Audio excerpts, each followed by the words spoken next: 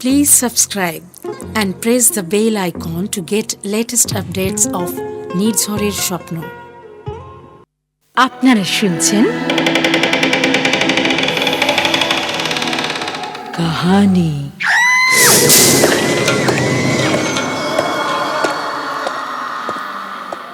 গল্পপ্রেমী পাঠক পাঠিকাদের জন্য নির্ঝরের স্বপ্ন প্রযোজিত কাহিনী গল্প পাঠের অনুষ্ঠানে চিরকালীন ও সমকালীন সাহিত্যিকদের গল্পে সকলকে স্বাগত।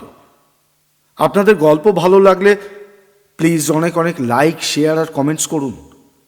সাথে আমাদের চ্যানেলটাকেও সাবস্ক্রাইব করে আপনার মতো একজন শ্রোতার সাথে আমাদের সাহিত্যের বন্ধনে আবদ্ধ হওয়ার সুযোগ করে দিন। যদি আপনার কাছে স্বরচিত গল্প থাকে তাহলে আমাদের 7980460032 এই হোয়াটসঅ্যাপ নম্বরে পাঠান।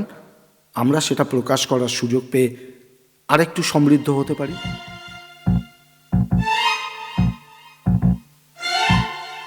মৃত্যুঞ্জয় যে কত কম বয়সে এ বাড়িতে কাজে লেগেছে তা সে নিজেই ভুলে গেছে। এখন যিনি বাড়ির কর্তা শম্ভুবাবু, তাকে মৃত্যুঞ্জয় কোলে করে মানুষ করেছে, আর আজ তিনিই জমিদার। শম্ভুকেও ভালো করে কোলে তুলে নিতে পারত না, তবু পিঠে ঝুলিয়ে নিয়ে বাগানে ঘুরে বেড়াত আর আপন মনে দেশওয়ালি গান গুনগুন করে গাইত।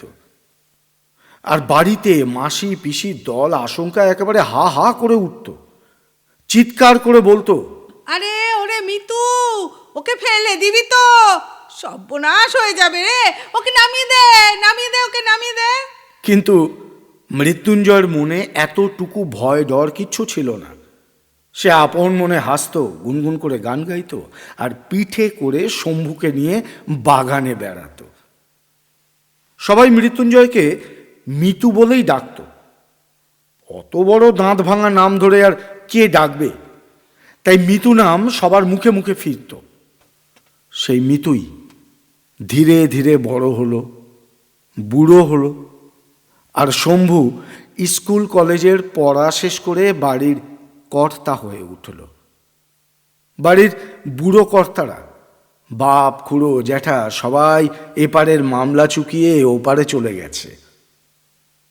সেই মৃত্যুঞ্জয় আজও মিতু হয়ে সবার ফরমাস খেটে আর গালমন্দ খেয়ে দিব্যি কাজকর্ম করে চলেছে। মিতু কিন্তু সবার কাজ ফেলে শম্ভুর হুকুম সবার আগে মেনে চলে। বলে, ওরে বাবা, বুঝে বাড়ির কর্তা, ওর হুকুম না মেনে উপায় আছে? বাদ জল দিয়ে কর্তা যে আজ বাঁচিয়ে রেখেছে। মিতু রোজ একটা পাকা বাঁশের লাঠি তেল দিয়ে মালিশ করে। দেখতে লাঠিটা একেবারে হলুদ বরণ হয়ে গেছে। শম্ভু কখনো রসিকতা করে জিজ্ঞাসা করলে মিতু জবাব দেয়, কথা লাঠিটা তৈরি করে রাখি, দিনকাল তো ভালো নয়, কখন ডাকাত পাড়িয়া বাড়িতে, তখন লাঠি চালাতে হবে নি। শুনে বাড়ির কর্তা শম্ভু হাসে আর বলে, এই শরীর নিয়ে মিতু তুই লাঠি চালাবি? মিতু কিন্তু মিটিমিটি হাসে আর রসিকতা করে জবাব দেয়, তখন দেখে নিয়ে কর্তা, এই বুড়ো হারেও মিতো লাঠি চালাতে পারে কি না। বাড়ির কর্তা আর বাড়ির পুরনো চাকরের সঙ্গে এই রকম রসিকতার আলাপ প্রায়শই চলে। বাড়ির কর্তা শম্ভুর সবই ভালো, দয়া মায়ায় ভরা মন, সকলের প্রতি কর্তব্য ঠিকঠাক বজায় রাখে, কিন্তু রাগলে তার রক্ষে নেই। তখন বাড়ির কর্তা শম্ভুর সে এক অন্য চেহারা। শম্ভুর একমাত্র কন্যা কণা, দেখতে একেবারে যেন চাঁদের কণা। দিব্যি ফুটফুটে ফুলের মতো মেয়ে এই চাঁদের কণা। বয়স তার হয়েছে, কিন্তু পুতুল খেলার নেশা এখনো যায়নি। যে দেখে তাকে সেই আদর করে কোলে নিতে চায়। বাপ তো হাজার কাজের মাঝে কখনো চোখের আড়ালই করে না, আর মিতু ওকে সব সময় আগলে আগলে রাখে। বাড়ির সবাই মনে করে এই কণাকে মাটিতে রাখলে পিঁপড়ে খাবে, আর তাকে তুলে রাখলে পাখিতে ঠোঁটে করে উড়িয়ে নিয়ে যাবে। এত আদরের কণা সবার চোখের মণি হয়ে বাড়িতে ফুলের মতো ফুটে রয়েছে। এই কণার আবার নানা রকম আবদার আছে। সেই আবদার মতো জিনিস না এনে দিলে কণা একেবারে কেঁদে কেটে বাড়ি শুদ্ধ সবাইকে অস্থির করে তোলে। কণা যখন আবদার করেছে, পৃথিবী উল্টে গেলেও সে আবদার মানতেই হবে, নইলে কারো রক্ষে নেই। সে কথা বাড়ির কর্তা থেকে শুরু করে পিসিমা, মাসিমা, ঝি, চাকর থেকে মিতু পর্যন্ত সবাই জানে। তাই কণার আবদার রাখতে সকলে একেবারে তটস্থ হয়ে থাকে। সেদিন সকাল থেকেই কণার আবদার হলো, বাবা বাবা আমাকে শাপলা ফুলের মালা এনে দিতে হবে। আমি গলায় পরবো সেই শাপলা ফুলের মালা। প্রথমে বাবার কাছেই সেই বায়না নিয়ে হাজির হয়েছিল কণা। বাবা উত্তরে বলল, আমি তো পুকুর থেকে শাপলা ফুল তুলতে পারি নে মা। না হা তুমি তুমি একটু একটু বোঝো তুমি। আমি মিতুকে বলে দিচ্ছি, সে ঠিক স্নান করে শাপলা ফুল তুলে মালা গেথে তোমায় দিয়ে যাবে, কেমন? ঠিক ঠিক তো ঠিক তো। আজ আজ কিন্তু কালাঘরে আমার মেয়ের বিয়ে। আচ্ছা। শাপলা ফুলের মালা আমার চাই চাই। পাবে পাবে তুমি। সেই মালা নিয়ে আমার মেয়ে বরের সঙ্গে মালা বদল করবে। আচ্ছা আচ্ছা আচ্ছা। ওরে ওরে আমার দুষ্টু মেয়ে, তুই যে বললি নিজে শাপলা ফুলের মালা গলায় পরবি। সে কথা না বললে তুমি আমার তাড়াতাড়ি শাপলা ফুলের মালা এনে দেবে কেন? দেখো কি দুষ্টু হয়েছে। আমার আজই চাই বাবা সেই শাপলা ফুলের তাজা মালা। মেয়ের বিয়ে বলে কথা কিন্তু। একেবারে একেবারে পাকা বুড়ি হয়েছিস। আমার মেয়েরই বর জুটলো না, বাবা তাও এর মধ্যে আবার তুই তোর মেয়ের বিয়ে ঠিক করে ফেললি। তা মেয়ের বিয়ে তো আর ফেলে রাখা যায় না। না তাই না বাবা? না, একদম একদম। আর শোনো না,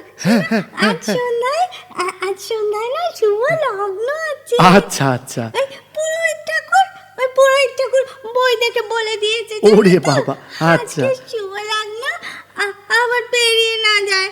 শোনো না, না, শোনো না। না ও বাবা, হ্যাঁ বলো বলো মা। আমার কিন্তু মালা চাই।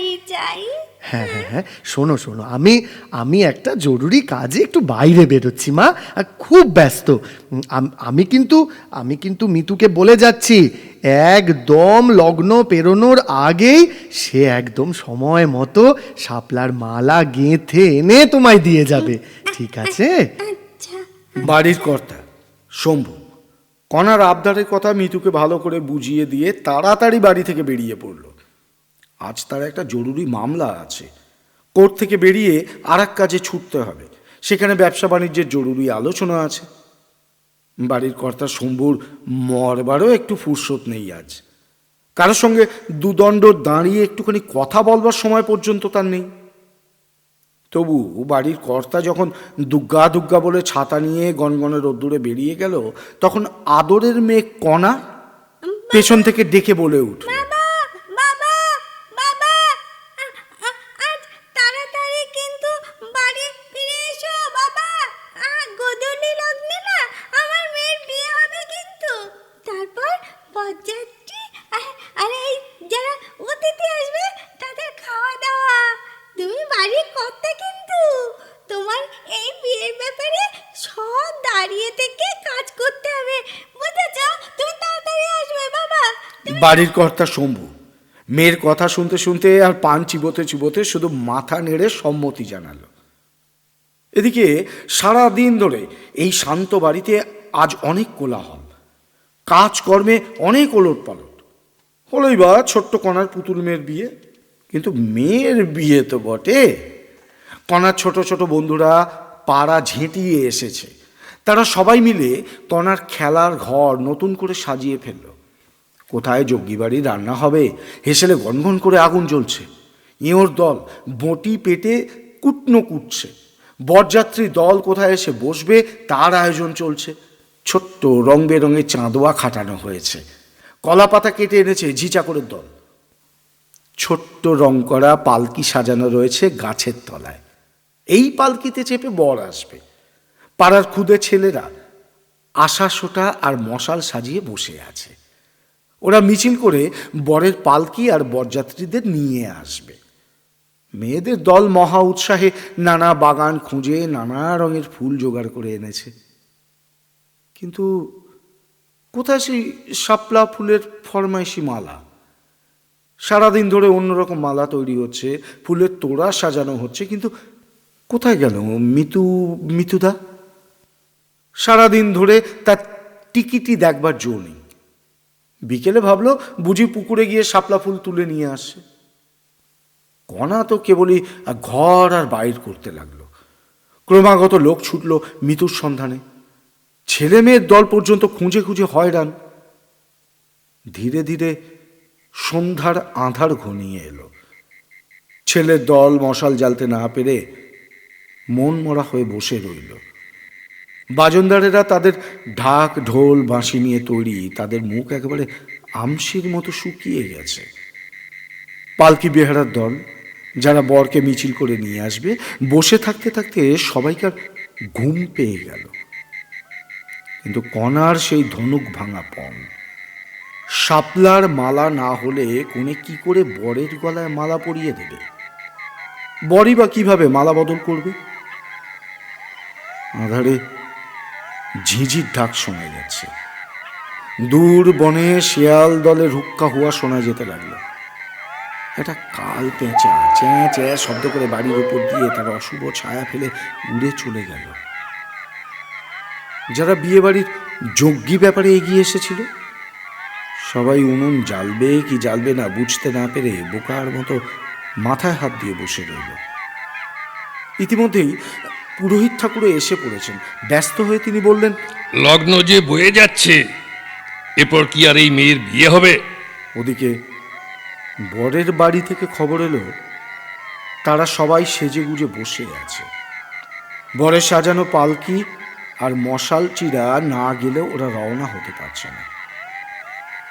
কিন্তু তখনও মিতুর দেখা নেই। কোথায় উধাও হয়ে গেল মিতু? রাত্রি গভীর হয়ে এলো। ওর দল এতক্ষণও আশায় আশায় ছিল মিতু শাপলা ফুলের মালা নিয়ে আসবে, আলো জ্বলবে, মশালের আলোতে রোশনাই হবে, বরের পালকি চেপে বর আসবে, ওরা উলুধ্বনি দেবে, মঙ্গল শঙ্খ বেজে উঠবে, অবশেষে কণার মেয়ের বিয়ে হবে। কিন্তু শেষ পর্যন্ত কিছুই হলো না। মিতু শাপলা ফুলের মালা নিয়ে ফিরে এলো না। আলো জ্বলল না, মশালের রঙিন আলোর রোশনাই হলো না, বরের সাজানো পালকি ঠায় বসে রইল। ওর দল মুখ ভার করে ফিরে গেল। উলুধ্বনি হলো না, মঙ্গল শঙ্খ বাঁচল না। কণা রাগ করে না খেয়ে দে কাঁদতে কাঁদতে বিছানায় গিয়ে লুটিয়ে পড়ল। সেদিন সে বাড়িতে আর উনুন জ্বলল না। সবাই অনাহারে অন্ধকারে পড়ে রইল। একটু বেশি রাতেই বাড়ির কর্তা শম্ভু বাড়ি ফিরে দেখে গোটা ভবন একেবারে অন্ধকারে ডুবে আছে। আদরের মেয়ে কণা কাঁদতে কাঁদতে বাপের বুকে ঝাঁপিয়ে পড়ল। তারপর চোখের জলে বাপের বুক ভিজিয়ে দিয়ে নিজের দুঃখ আর বেদনার কথা সবটা জানালো। কি করে মেয়ের বিয়ে বন্ধ হয়ে গেল সেই দুর্ভাগ্যের কথাও জানাতে ভুলল না। মেয়ের বেদনার কাহিনী শুনে বাড়ির কর্তা শম্ভুর দেহের সব রক্ত যেন একেবারে মাথায় চড়ে গেল। সে উন্মাদের মতো মিতুর ঘরে গিয়ে হাজির হলো, আর সেখানে দেখলো মিতু চুপচাপ বসে হুঁকো টানছে। মিতু বাড়ির কর্তার অগ্নিমূর্তি দেখে বুঝিয়ে বলবার চেষ্টা করলো যে গোয়ালের গরু ধবলিটা হারিয়ে গেছিল, পথ ভুল করে জঙ্গলে গিয়ে ঢুকেছিল। সারা বিকেল আর সন্ধে সেই ধবলিকে পাগলের মতো করে খুঁজেছে মিতু, কিন্তু সে কথা বলবারই সুযোগ পেল না। রাগ যে চণ্ডাল। শম্ভু তখন একেবারে উন্মাদ হয়ে উঠেছে। কোনো কথা শুনতেই সে রাজি না। হাতের কাছে মিতু সেই পাকানো বাঁশের লাঠিটা তুলে ধরে একেবারে সোজা মিতুর মাথায় বসিয়ে দিল। মিতু সারাদিনের অনাহারে একেবারে কাবু ছিল। এবার মাথায় চোট পেয়ে একেবারে মাটিতেই লুটিয়ে পড়ল। আর উঠল না। বাড়ির একটা চাকর পাশে দাঁড়িয়েছিল। সে আর্তনাদ করে উঠল এই ভেবে যে এই লাঠির আঘাতে মৃত্যু একেবারে মরে যাবে। বাড়ির কর্তা শম্ভুরও তখন জ্ঞান নেই, সেও অজ্ঞান হয়ে একেবারে লুটিয়েই পড়ল মাটিতে। তারপর সেই জোয়ান চাকরটা কিভাবে অন্ধকারের ভেতর মৃত্যুর লাশটাকে বয়ে নিয়ে গিয়ে গাঁয়ের পাশের খালের জলে ফেলে দিয়ে এলো, সে কথা কেউ জানে না। খালটাতে জোয়ার ভাঁটা খেলে, তাই মৃত্যুর দেহটা সেই রাত্রের অন্ধকারে যে কোথায় ভেসে গেল কেউ হদিশও দিতে পারল না। পরদিন সবাই জানল কর্তার বকুনি খেয়ে মৃত্যু কোথায় রাগ করে চলে গেছে, আর তার কোনো সন্ধানই পাওয়া গেল না। দিন যেমন চলছিল তেমনই মন্থর গতিতে এগিয়ে চলল। এই জমিদার বাড়ির একটা গাছের পাতাও বোধ করি মৃত্যুর অভাবে ঝরে পড়ল না। কিন্তু বাড়ির আদরের মেয়ে কণা যেন দিন দিন মনোব্যথায় সূর্যের তাপ লাগা ফুলের মতো শুকিয়ে যেতে লাগলো। কেউ ওকে কোনো কথা জানায়নি, তবু যেন কণা আপন মনে শুকিয়ে যেতে লাগলো। ধীরে ধীরে এমন হলো যে এই বিরাট বাড়িটাতে ফুল ফোটে না, পাখি ডাকে না, একটা জোরে কথা শোনা যায় না, একটা হাসির কথা কেউ বলে না। ধীরে ধীরে কণা যেন কেমন হয়ে পড়ল। সেই হাসি খুশি উচ্ছল মেয়েটা যেন হলুদ গোলা পুতুল হয়ে গেল। চোখে সেই দীপ্তি নেই, ঠোঁটে সেই ভুবন ভোলানো হাসি নেই, মেঘের মতো সেই কোঁকড়া চুলে আর বেনিও বাঁধা হয় না। সখীর দল আসে, কিন্তু কোনো সাড়া না পেয়ে মুখ নিচু করে নীরব চরণে ফিরে চলে যায়। অবশেষে কণা একদিন অসুস্থ হয়ে পড়ল। আস্তে আস্তে সেই ফুলের মতো মেয়ে কণা শয্যা গ্রহণ করল। কেউ জানে না কেন এই অসুখ। গাইয়ের দুধ শুকিয়ে গেল, পাখির ডাক থেমে গেল, কুয়োর জল শুকিয়ে গেল, বাগানের ফুল কুঁকড়ে গেল, চন্দনা খাঁচা খুলে উড়ে চলে গেল। মন্দিরে আর সকাল সন্ধ্যায় কাসর ঘন্টা বাজে না। গাঁয়ের কবিরাজ দুবেলা এসে ওষুধ দিয়ে যেতে লাগলো, কিন্তু মেয়ে চোখ বুজে থাকে, কথাটি কয় না। তারপর একদিন হঠাৎই খুব বাড়াবাড়ি অসুখ। মেয়ের যেন কোনো আর সাড়াই পাওয়া যাচ্ছে না। সারাটা বাড়ি একেবারে নিঝুম হয়ে গেল, কেউ আর মুখ তুলে কথা কয় না, পা টিপে টিপে হাঁটে সবাই। দেয়ালের গায়ে টিকটিকিটাও নড়ে বসতে চায় না। কণার বেড়ালটা ঝিম মেরে ওই গাছতলায় বসে আছে, কেউ ওকে ডেকে দুধও খেতে দেয় না। সন্ধ্যের দিকে যেন আরো বাড়াবাড়ি হলো কণার। গাঁয়ের কবিরাজ মাথা ঝাঁকিয়ে চলে গেছে। বাড়ির কর্তা শম্ভু বলল, এদিকে তো আর ভালো চিকিৎসক নেই, আমাকে আমাকে বড় ডাক্তার আনতে শহরে যেতেই হবে। কর্তার কথাটা সবাই কান পেতে শুনল, কেউ আপত্তি করল না, সম্মতি অবশ্য দিল না। কর্তা শম্ভু সন্ধ্যের ট্রেনে শহরে রওনা হয়ে গেল। বাড়ির মাসি পিসি মায়েরা কণাকে ঘিরেই বসে রইল। ওদিকে গাঁয়ের পাশেই বাগদি আর ডোমপাড়া। ওরা সারাদিন বাঁশের আর বেতের ঝুড়ি, ধামা, কুলো এ সমস্ত তৈরি করে, তাই দল বেঁধে হাটে বাজারে বিক্রি করে। কিন্তু লোকে বলে ওরা রাতের অন্ধকারে ডাকাতি করে।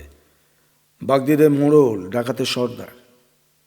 শুধু ডালা, কুলো, ঝুড়ি বিক্রি করে তো এত বাড়বাড়ন্ত হয় না। ওদের নি কোনো উঠোন আর ধানের গোলাগুলো দেখে বেশ বোঝা যায় আরো গোপন কোনো আয়ের পথ ওদের খোলা আছে। ওই বাগদি দলের মোড়ল সন্ডা যে ডাকাত দলের সর্দার, এ কথা সবাই জানে, কিন্তু প্রাণের ভয় আর সে কথা কেউ মুখ খুলে বলে না। সেই সন্ডার আবার অনেক দিনের নজর রয়েছে এই শম্ভুকর্তার বাড়ির ওপর। প্রচুর সোনা দানা গয়নাগাটি সঞ্চিত আছে পুরুষানুক্রমে এই জমিদার বাড়িতে। সন্ডার লোভে আর লালসায় উদ্দীপ্ত হয়ে আছে অনেক দিন ধরে, কিন্তু সুযোগ পায়নি একদিনের জন্য। শম্ভুকর্তা রাত্রিরে কখনো বাড়ি ছেড়ে থাকে না, আর তাছাড়া শম্ভুকর্তা আবার জাঁদরের লাঠিয়াল, ও অঞ্চলের সেরা লাঠিয়াল শঙ্করের মন্ত্র শিষ্য। তাকে হটিয়ে বাড়ির গয়নাগাটি হাত করা বড় সহজ কথা নয়। তাই বাগদি সর্দার সন্ডা মনের বাসনা মনেই চেপে রেখে এতদিন গুমড়ে গুমড়ে কাল কাটিয়েছে। ডাকাতদেরও তো গুপ্তচর থাকে। সন্ধ্যের মুখে এসে জানিয়ে গেল শম্ভুকর্তা এই মাত্র শহরে চলে গেল ডাক্তার ডেকে আনতে, হয়তো রাত্রিবেলা ফিরতেই পারবে না। সুবর্ণ সুযোগ। বাগদি সর্দার সন্ডার শয়তানি চোখ দুটো আঁধারে লাখো জোনাকির মতো জ্বলতে লাগলো। মেয়েটা দারুণ ব্যামোতে পড়েছে। বাড়ির কর্তা শম্ভু শহরে চলে গেছে ডাক্তার ডাকতে। শহর থেকে ফিরতি গাড়ি রাতে আর মিলবে না। ওদের পুরনো চাকর মিতুও কিছুদিন হলো উধাও হয়ে গেছে। তারও ফিরে আসার কোনো সম্ভাবনা নেই। এই রকম সুযোগ আর কোনোদিনই মিলবে না বাগদি সর্দারের। বাছাই করা 10 জন সাকরেদ ঠিক করে ফেলল বাগদি সর্দার সন্ডা। মা কালী জুটিয়ে দিয়েছেন এমন সুযোগ। রাতের অন্ধকারে তাদের উপাস্য কালীকে পুজোয় সন্তুষ্ট করে ডাকাতের দল কোমরে শক্ত করে গামছা বেঁধে নিল। জমিদার বাড়ির গয়নাগাটি দিব্যি লুটে নিয়ে একেবারে গ্রামের বাইরে সাকরেদ রহমতুল্লার ডেরায় পৌঁছে দিয়ে আসবে। রন পা চড়ে যাবে, আবার রাতের অন্ধকারেই ফিরেও আসবে। কাকপক্ষিতেও জানতে পারবে না। ডাকাত দলের বাগদি সর্দার লোভ আর লালসায় ক্ষণে ক্ষণে রোমাঞ্চিত হয়ে উঠতে লাগলো। খুব গোপনে সে নৈশ অভিযানের জন্য তৈরি হতে লাগলো। কত কাল ধরে ওই জমিদার বাড়ির টাকা পয়সা গয়নাগাটি পুরোনো আমলের সোনার উপর বাসন কোসনের উপরে তার দৃষ্টি। বাড়ির কাছে সন্ডা কত দিন ধরে সুযোগের প্রতীক্ষা করেছে, কিন্তু ওই মৃত্যুর লাঠির ভয়ে এতদিন সে মনে মনেও সংকল্পকে জোরদার করতে পারেনি। তাছাড়া বাড়ির কর্তা শম্ভু এই অঞ্চলের দারুণ লাঠিয়াল, সে কথাও সবাই জানে। শঙ্করের শিষ্য শম্ভু, একথা কারোর আর জানতে বাকি নেই। ডাকাত দলের বাগদি সর্দার প্রচণ্ড লোভ থাকা সত্ত্বেও তাই এদিকে এগোতে আর সাহস করেনি। এখন তো বিপদে বেড়াজাল আপনা থেকেই ছিঁড়িয়ে গেছে। বিশ্বাসী লাঠিয়াল মিতু আজ কয়েকদিন থেকেই নিরুদ্দেশ। তারপর বাড়ির ছোট্ট মেয়েটা দারুণ অসুখে পড়েছে।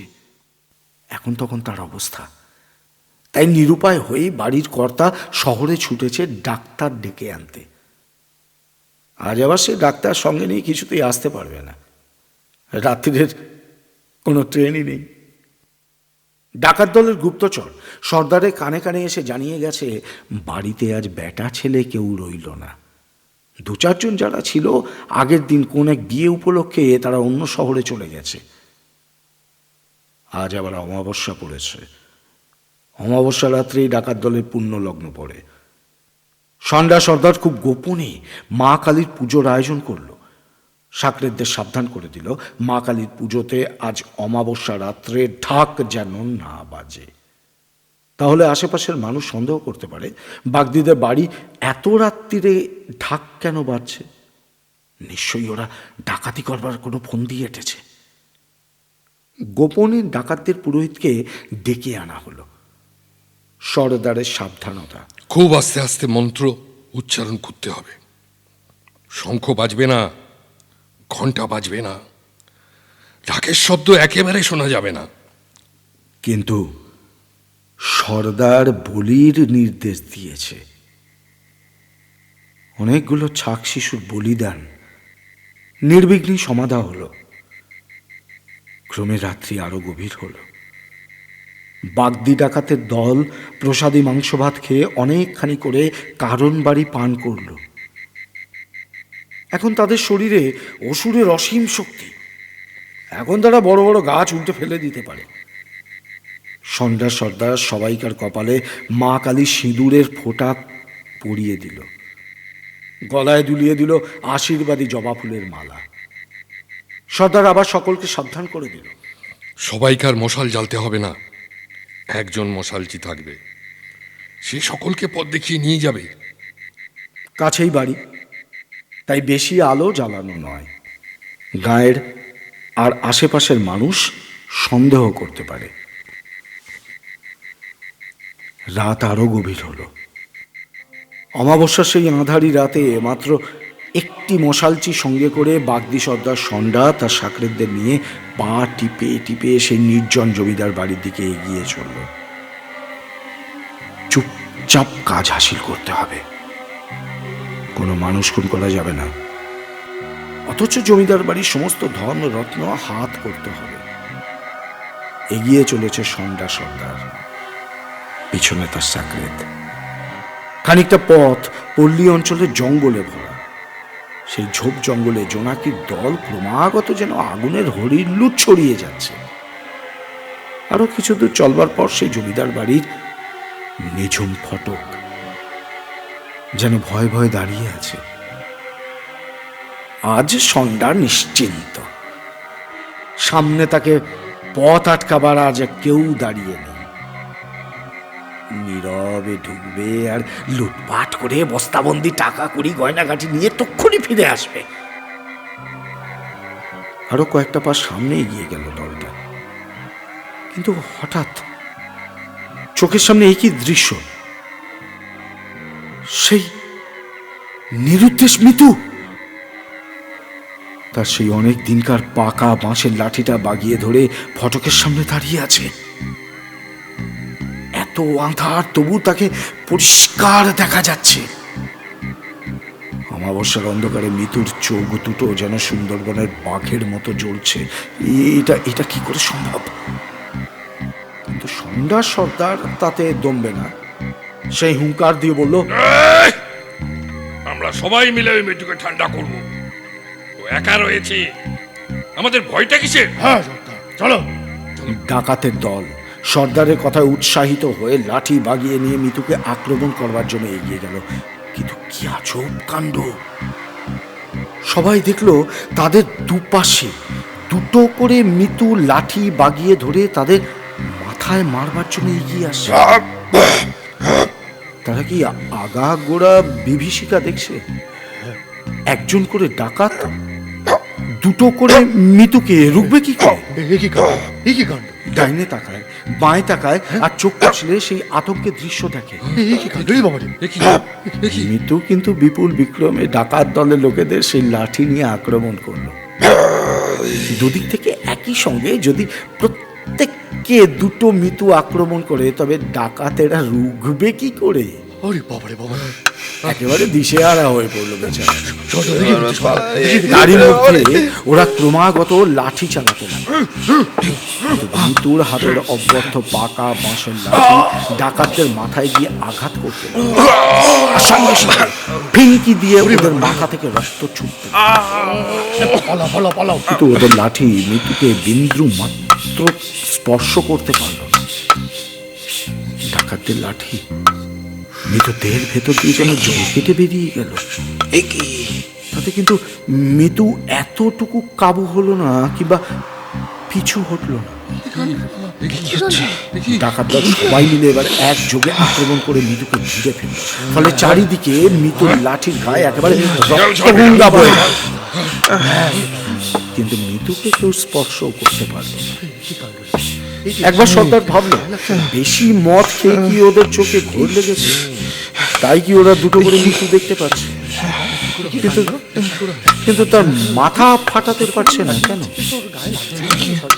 এদিকে একে একে ডাকাত দলের সবার মাথা ফেটে গেল। সকলেই মাটিতে লুটিয়ে পড়ল। তখনই একটা অশরীরী বিভৎস হাসি শোনা গেল আকাশে বাতাসে চারিদিকে।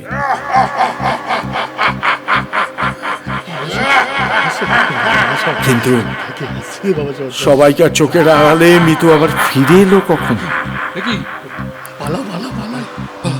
ওদিকে বাড়ির সকলের ভয়ে সিঁটিয়ে থাকলেও মিতুর অস্তিত্ব যেন সকলেই অনুভব করতে পারছিল।